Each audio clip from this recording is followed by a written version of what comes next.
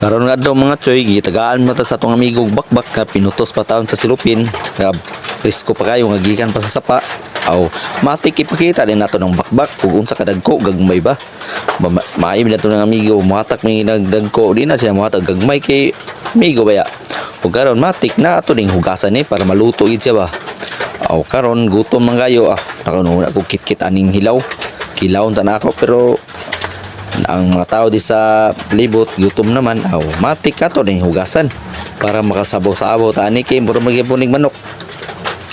Ug karon dagan ta kay hukwat ang tubig kay may tubig.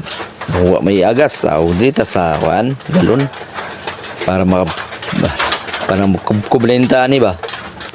Junel pagdali na kay gutom na sila matik na tadtaron din nato atong gagmayon. Kay lami man kayo mag-iilog man ning mga bata karon sa panimpaa sa bakbak kay mura man ning manok. Matik atong waong gagmay para maapod gid sila ba.